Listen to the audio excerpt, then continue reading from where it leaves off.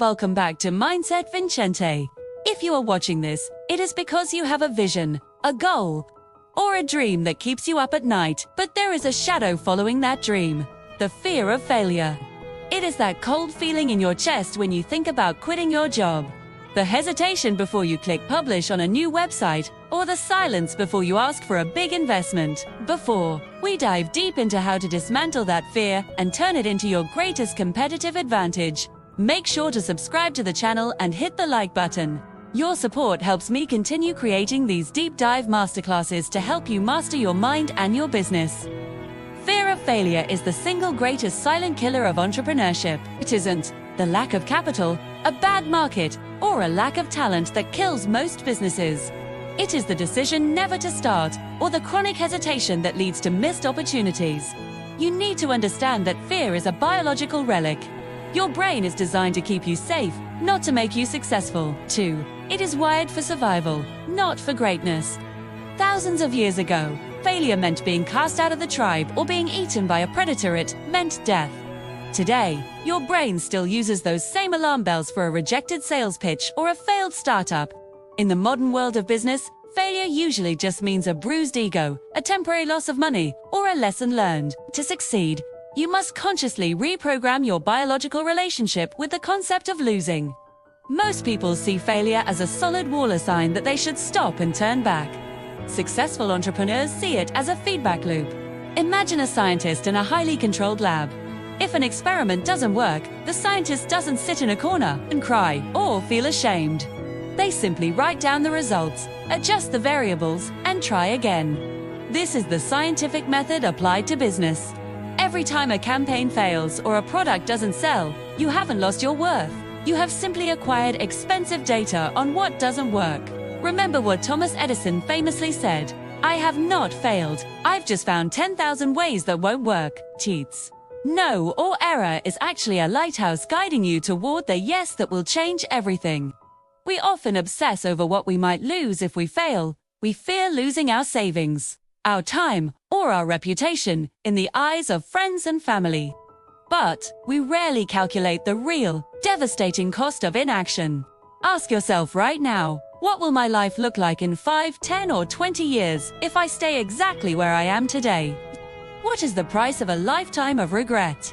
Often, the safety of staying in your comfort zone is actually the riskiest move of all, because it guarantees a life of what-ifs. When you weigh the risk of a business failure, which is temporary, against the risk of never reaching your potential, which is permanent, the business failure suddenly looks much smaller and more manageable. One of the most powerful ways to lower the volume of fear is to apply a technique called fear setting. First, define the absolute worst-case scenario in vivid detail. Write down exactly what happens if you fail completely. Would you be homeless? In most cases, the answer is no. You would likely get a temporary job, move in with a friend, and start over with more knowledge than you had before. Second, think about how to mitigate that risk right now. What small steps can you take today to prevent that worst-case outcome? Third, think about how to repair the situation if it actually happened. How would you bounce back? Once you realize the worst case is actually survivable and fixable, the fear loses its grip on your throat. A major reason failure hurts so much is that we tie our entire identity to the outcome of our business. The business fails. We feel like we are a failure. But you must realize that you are not your business. You are the creator, the strategist, the person behind it. But your value as a human is independent of your profit and loss statement. Shift your focus from the performance, which is often out of your hands, to the process.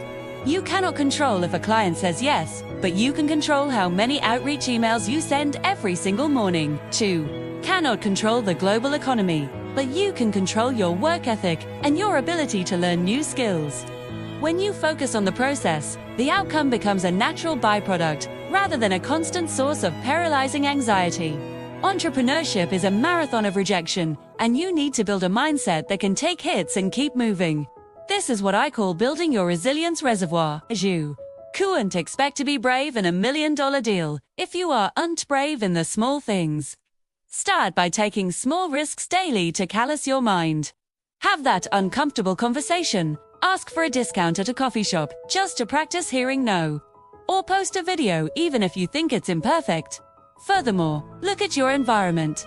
Are you surrounded by people who talk about ideas and solutions, or people who gossip and complain about problems? Your environment either feeds your fear or starves it. Intentionally put yourself in situations where you might get rejected. The more you hear no, the less power that word has over you. Think about the entrepreneurs you admire most. Every titan of industry has a graveyard of failed projects, bankruptcies, and bad ideas behind them that the public has forgotten. The only difference between them and the person who gave up is that they decided to stay in the game one day longer. They realized that failure is not the opposite of success. It is a fundamental requirement for it. It is the tuition you pay to become the person capable of handling a successful company. The fear will never go away entirely. Even the most successful CEOs feel it. Don't wait for the fear to vanish to take action. You take action, and the fear vanishes in the rearview mirror. If you want to win, you have to be willing to be bad at something for long enough to become good at it. You have to be willing to look foolish to the people who are too afraid to even try. Those people are watching from the sidelines while you are in the arena. Every mistake you make is sharpening your instincts and making you a more formidable competitor. Stop looking for the perfect time or the safe route. Perfection is just procrastination in a fancy suit. The only real failure is the failure to try, because that is the only mistake you cannot learn from. Thank you for staying with me through this deep dive. If this perspective helped shift your mindset today, don't forget to subscribe to Mindset Vincente and leave a like on this video.